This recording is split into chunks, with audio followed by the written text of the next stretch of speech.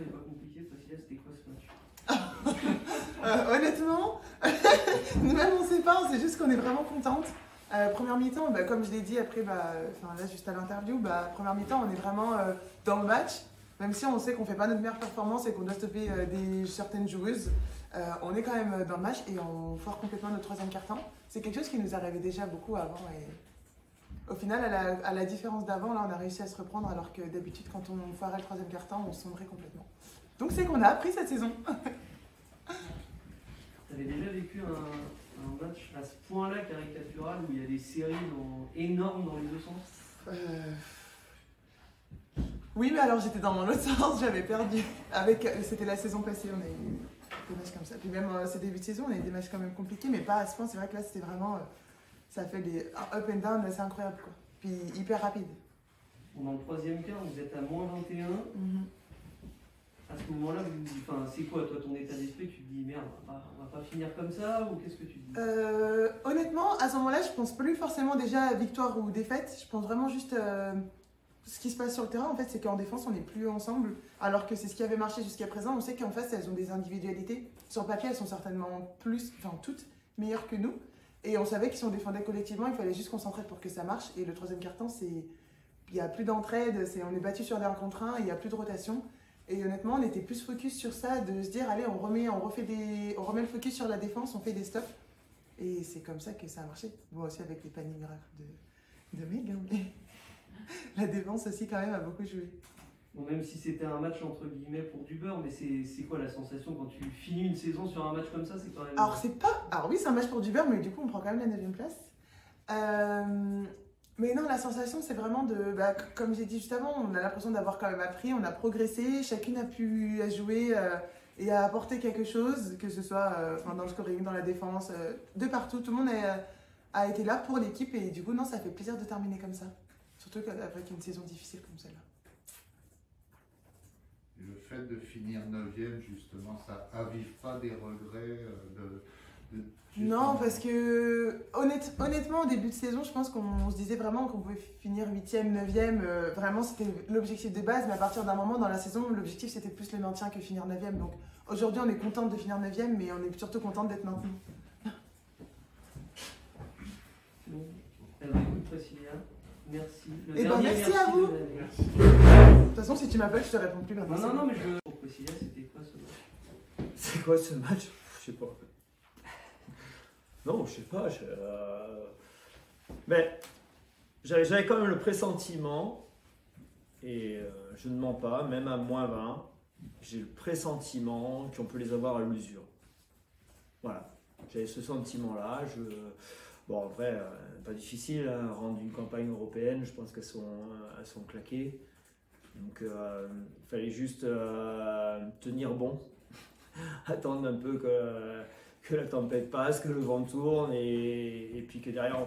Mais je crois qu'on n'a pas forcément même d'ailleurs attendu. Je crois que c'est un peu dur de dire qu'on a attendu parce qu'on a provoqué les choses. Et quand on voit l'abnégation qu'on a eue défensivement, ça les a complètement fait douter sur justement le 3e, le 4e, la fin de 3e et le 4e. Elles doutent, elles perdent des ballons, elles font des mauvais choix. Et puis nous, on prend de la confiance au fur et à mesure. Et puis on a gardé le rythme de jeu. C'était capital ce soir d'être dans le bon tempo. On a bien vu Charleville qui essayait de mettre en place les choses, de ralentir un maximum le jeu. Et puis c'est ce qui nous a d'ailleurs coûté le début de 3e, tout simplement. Hein. On n'est pas du tout rentré dans notre propre rythme. On était les pieds dans le béton en défense. Pareil, en attaque, on jouait une passe, un tir à 2 à l'heure. Donc non, le fait qu'on ait continué, qu'on ait repris de l'agressivité, à remonter sur les lignes, à provoquer des choix difficiles à Charleville, et puis que nous, on ait couru, qu'on ait remis des ballons à l'intérieur, enfin, voilà, on a vu le résultat. Mais toi, ce qui est bien, c'est qu'on a été vraiment dans l'abnégation et qu'on n'a pas forcément changé notre fusil d'épaule pendant le match, et je pense que c'est ça qui nous sauve. Dire on continue à faire ça et on essaye d'appuyer là, au final ça marche. Voilà, mais après, oui, c'est un match fou. Ouais. Je suis un peu déçu parce que j'avais misé sur le fait que tu allais nous dire que c'était un peu un match à l'image de notre saison. Ouais, mais je viens de le dire, un aux filles, deux à la télé, donc parce que je dois. Non, à l'image de la saison, oui, peut-être, à l'image de l'équipe, certainement aussi. Maintenant, je vais en tirer du positif ce soir. On fait suffisamment de négatif cette année, donc on tirer du positif, dire que cette équipe avait de la ressource et qu'en effet, ce que j'aurais dit. Ce qui est bien, c'est qu'à l'image de ce qu'on a fait sur pas mal de matchs, on n'a rien lâché, on y a cru jusqu'au bout et on s'est arraché pour le faire. Voilà, c'est des choses qui sont agréables. Et je crois que ce soir, outre le basket, on a montré de belles valeurs. C'est ce que je retiens le plus. Tu parlais de la fin de troisième où ça commence à basculer un peu. On voit notamment Olivia sur jeu rapide qui met un caviar magnifique à Jessica, qui ensuite en met un autre à Sixtine, où elle démarre fort aussi le quatrième. D'ailleurs, en fin de question, je te demanderais la gravité de sa blessure, si tu sais un petit peu. Pas du tout. Elle est touchée à la cheville ou tu sais pas du tout? Oui, elle est touchée à la cheville, mais je n'ai pas d'indication. D'accord. Elle est dans les mains du staff médical. Donc c'est le début de la question. Mais c'est là que se fait vraiment le truc, quoi, parce qu'on sent que le tempo change à ce moment-là et que la dynamique change un peu de camp. Quoi. Ouais. Depuis le début, je dis courez dès que vous pouvez, courez, mettez du rythme. Voilà, je vous ai répondu dans la question d'avant, si tu avais suivi, Xavier, que le rythme était. J'ai rebondi sur tes propos. Ouais, bah merci alors. Rebondis pas trop fort. Mais oui, le rythme a été déterminant. Ça se voit. Et moi, je suis content de voir un basket aussi alerte. Voilà, plein de vie, plein d'enthousiasme. Bon, au moins, on finit au-delà de la victoire, parce que ça, c'est bon, vous finissez 9e, mais vous. Pour l'instant. Voilà, théoriquement, en tout cas pour l'instant. Mais surtout, t'as vu ton équipe, quoi. Enfin, t'as vu une image qui te plaît pour terminer la saison, ce qui est quand même à noter par rapport au fait que vous aviez 2 matchs avec un peu moins d'enjeux et n'empêche que vous avez montré un beau visage sur les 2 matchs. Non, mais je crois qu'on montre un beau visage sur la fin de saison, qui était peut-être du coup notre début de saison. Au final. Bon voilà, c'est pas, on l'a dit, là, je crois la dernière fois, c'est dur de lancer une saison quand on a beaucoup de changements. Là, on a montré qu'on était opérationnel et puis c'est vrai que là en tout cas sur les 4 derniers matchs, hormis contre Lyon où là, franchement, on est dépassé d'un point de vue basket, mais c'est vrai que le match aussi bien au Hainaut que contre Bourges que là contre Charleville, ça montre une belle image de nous, c'est une bonne image des joueuses d'une manière générale et puis c'est très valorisant pour le club ce soir, c'est avant tout à ça que je pense. Voilà, on a eu une saison qui a eu des hauts, des bas et ce soir le club est très justement récompensé pour tous les efforts que l'on a pu faire justement et c'était important d'avoir ce maintien et c'est important aussi de finir sur une belle note comme celle-là pour le club de Charlie. C'était ma dernière question de la saison. C'est tout? Il n'y a pas d'autres questions? Fabrice, pas de questions? Arnaud, pas de questions? Moi aussi, j'en ai après, mais tu sais que j'ai plus des remarques que des questions à chaque fois. Mais quand tu regardes dans le rétro, vous étiez à 2-9 à mi-parcours. Vous faites une phase retour à 6-5, qui est potentiellement une phase retour d'un bilan d'une équipe qui aurait pu être 6-7. Est-ce que ce qui prime ce soir, c'est la satisfaction de se dire que l'équipe était très mal et la saison aurait pu se terminer bien moins bien que ça? Ou est-ce que c'est un peu de frustration de se dire que si les automatismes et la tournure des choses se seraient passés plus tôt, peut-être que la saison ce soir elle ne serait pas finie et que peut-être que vous seriez à préparer la réception de Bourges dans quelques semaines? Eh bien, félicitations déjà pour la question remarque, qui est très très pertinente. Et puis pour les statistiques, que moi-même je n'avais pas. Non mais avec sincérité, c'est très juste ce que tu dis. Alors comment je pourrais répondre à ça? J'ai envie de dire que déjà, l'objectif, il est atteint. Et ça, ça n'a pas de prix. C'est-à-dire que vraiment, le maintien de Charnay en LFB, c'est quelque chose qui est compliqué parce que je rappelle quand même qu'on est le plus petit budget de la division et que si on se réfère au plus petit budget, normalement, notre place, c'est la 12e place. Ah ouais. Faut pas se mentir. Donc après dire on aurait pu finir 6-7, ouais, peut-être que sur certains matchs on peut regretter certains matchs, certaines attitudes pendant certains matchs. Maintenant, est-ce qu'ils n'aident pas non plus à grandir ces matchs-là et à te construire justement après? Peut-être.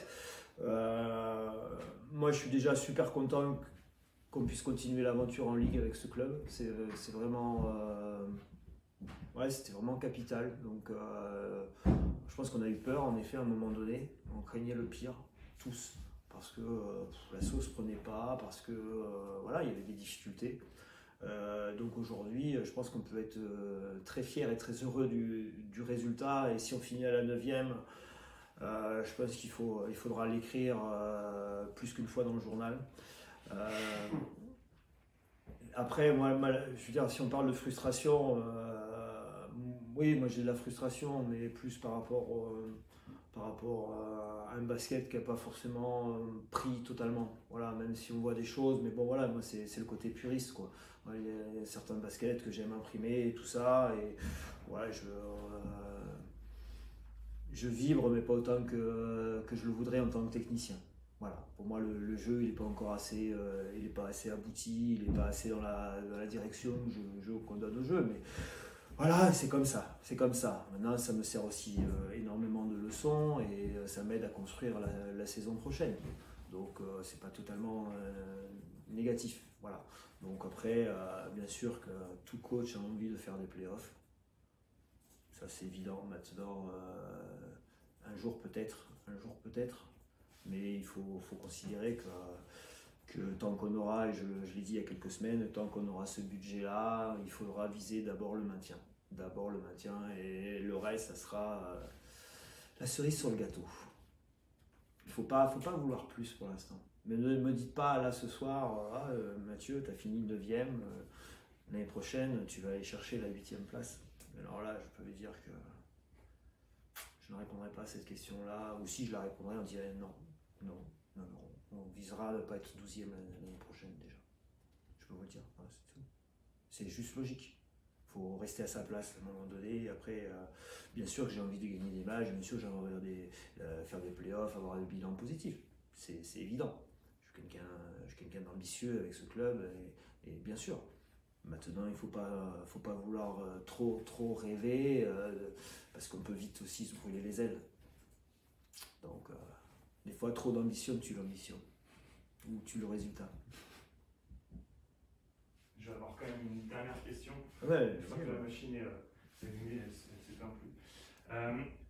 Cette saison, elle a été particulière pour des tas de raisons, mais au-delà de ce qui a été particulier sur le terrain, etc., ce que tu viens de dire, il y a eu tout le contexte, le fait de jouer 22 matchs sans personne, le fait de vivre presque dans une bulle finalement, à ne pas avoir ce contact avec les fans, avec des tas d'autres personnes.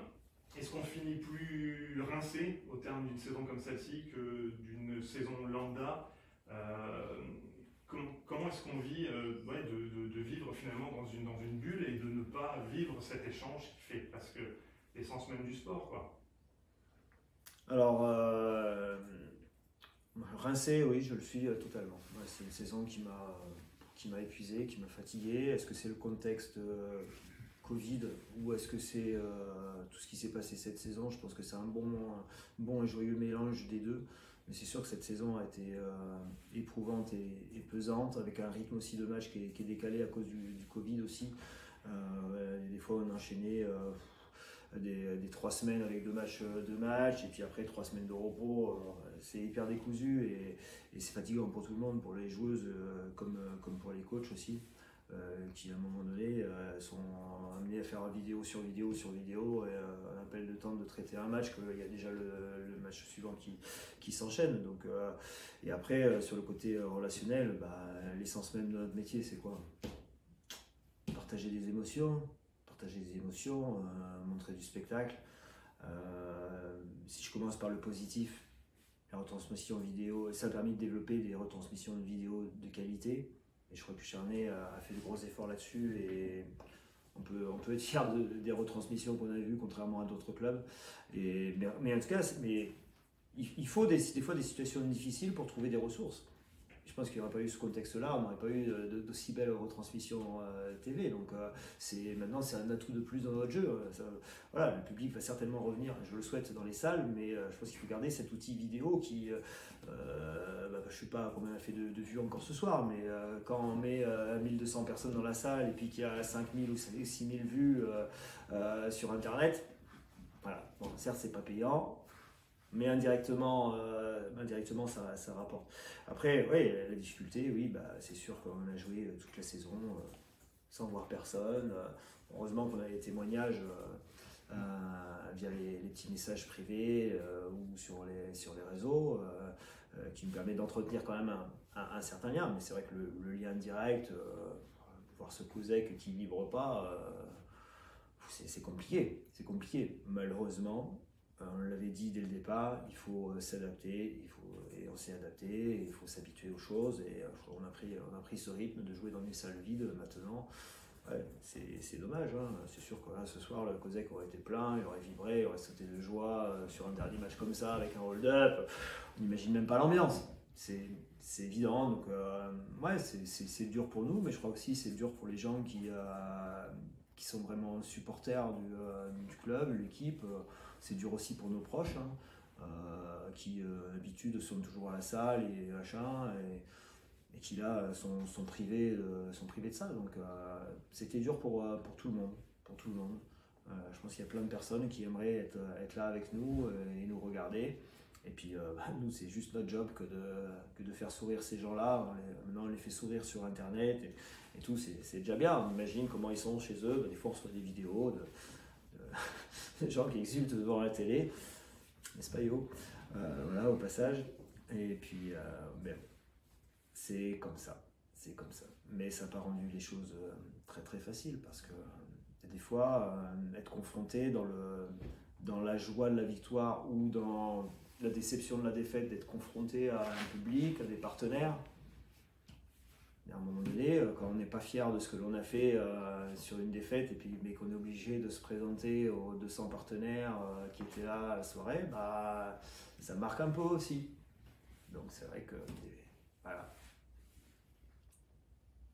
c'est la vie, c'est comme ça. Espérons que les choses reviennent à la normale, c'est tout. Je sens qu'il y a une question, Fabrice, là, qui a poussé. Ouais. Je la sens. Tu viens donc de terminer une saison, tu vas en tirer un bilan. À chaud, si tu devais retenir la bonne décision que tu as prise cette saison, laquelle serait-elle? Et au contraire, s'il y a une erreur que tu as commise et que tu ne voudras pas recommettre l'année prochaine, c'est laquelle? Et on monte. Je suis pas impatient d'avoir la dernière question, parce que ça monte crescendo dans le niveau des questions. Non, pas que. Ah, c'est sympa pour moi. Je le sentais bien. Non, mais je sens que t'es en train d'en fabriquer une dernière. C'est la PQR encore pour commencer. Ouais, bah oui. C'est dur. Ouais, la bonne décision, je veux dire, à un moment donné, c'est c'est peut-être personnel, mais c'est important à un moment donné, c'est d'y avoir toujours cru, d'avoir jamais lâché, alors qu'il y a des moments, franchement, je vous le dis, hein. Vous me connaissez tous, vous savez que je suis un travailleur, je suis le premier arrivé à la salle le matin, tu le sais. Mais il y a des moments, j'en pouvais plus. Il y a des moments, franchement, j'avais pas envie d'entraîner. Il y a des moments, je me suis dit, mais je vais arrêter, quoi. Après, je suis pas de cette trempe-là, donc je suis pas le genre de mec qui abandonne, mais ouais, j'en avais gros sur la patate quand même cette année, hein, à pas prendre le plaisir que j'aime prendre et tout ça. Bon, voilà, mais après, faut savoir se parler de soi-même.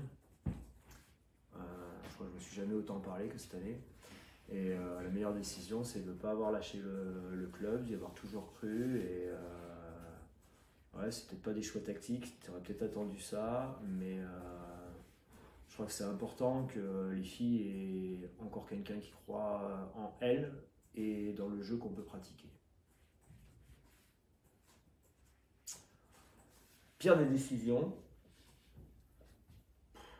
Bon, pire des décisions. Je sais pas trop. C'est pas que j'en ai pas fait, hein, c'est pas ça, c'est bien au contraire. C'est que je crois qu'à chaque match, je prends des mauvaises décisions. Et que des fois, on se dit bah, pourquoi t'as pas pris le temps mort là, pourquoi t'as pas fait ce changement là, pourquoi tu la laisses sur le terrain à ce moment là. Donc, mais pour moi, il n'y a pas de grosses mauvaises décisions. Je vois pas. Après, si vous en avez une à me soumettre, je dirais volontiers oui. Mais il y a plein de petites décisions, il y a plein de petites erreurs que j'ai fait. Ou si je vois que tu veux en venir, je vais aller dans ton sens, Fabrice, puisque tu as dit aussi à pas refaire l'année prochaine. Ouais, je pense que dès le début, je vais vraiment mettre un niveau d'exigence plus élevé dès le début. Non pas, je suis pas laxiste, hein, vous le savez très bien, mais je voudrais encore plus cadrer les choses et vraiment arriver à obtenir le basket que j'ai envie de voir. Un basket qui est vivant, avec un ballon qui circule, avec des passes dans tous les coins de la salle, voilà, ces choses-là. Et ça, je vais vraiment monter le niveau d'exigence là-dessus, dès le début de la saison. Voilà. Parce que je veux vraiment que toutes les filles qui viennent acharner puissent avoir leur projet et qu'elles puissent s'éclater dans le jeu grâce à leurs partenaires, grâce à leurs propres qualités et grâce aux qualités de leurs partenaires. Voilà. Donc, ouais. Mais ça, on est obligé de composer. Donc, pas évident de changer l'équipe comme ça en milieu de saison. C'est très très compliqué. C'est déjà compliqué chez les grosses écuries. Alors chez les petites écuries comme nous, après, on voit comment certaines équipes ont fini. Hein. Voilà, nous on n'est pas là, donc c'est parfait. Donc le mot de la fin pour Xavier qui a du coup. Non, parce que Xavier doit boucler dans 20 minutes. Donc... D'accord, donc vas-y, je te laisse. Philou, t'en as une petite là. Non, mais je trouvais qu'à Nantes, à la fin du match, il reste 14 secondes, tu demandes temps mort pour préserver le goal average sur les deux. Et le ballon, il est directement dans les gradins. Ouais. Et là, il reste 12 secondes. Je crois que tu demandes temps mort. Et là, il y a une action positive qui vous fait que vous gagnez. Donc, en un mois, vous avez progressé. Ouais. Ouais, non, mais c'est vrai que c'est vrai que là, il y a plus de maturité et puis plus de mental, je crois. Hein. Des fois, on paye son mental et puis des fois, le mental, il nous porte. Mais peut-être aussi parce que les joueuses se sont senties impliquées dans le projet et que voilà, quand on leur fait confiance et qu'elles prennent confiance, voilà, ça amène des bons choix et pas l'inverse. Ouais. Comme tu dis, ballon dans les tribunes à Nantes, c'est un ballon qui fuit parce que c'est des responsabilités qui ne sont pas là et des joueuses qui ne sont pas dedans. Et voilà, là, oui, maintenant, je crois qu'on a montré ces derniers matchs que chaque joueuse était dedans, impliquée dans le truc, impliquée dans la survie du club en première division. Et du coup, le positif amène du positif. Et voilà, donc c'est cool. Joli mot de la fin, je trouve. Ouais, c'est cool. Bon, parfait. Merci à tous en tout cas de votre soutien et du travail que vous avez accompli pour relayer les belles informations sur notre très beau club. Merci. Voilà. Merci Mathieu Merci à Chauvet. tous. Voilà. Et je ne suis pas en vacances, donc voilà. Bon, on peut t'appeler du coup. Ouais.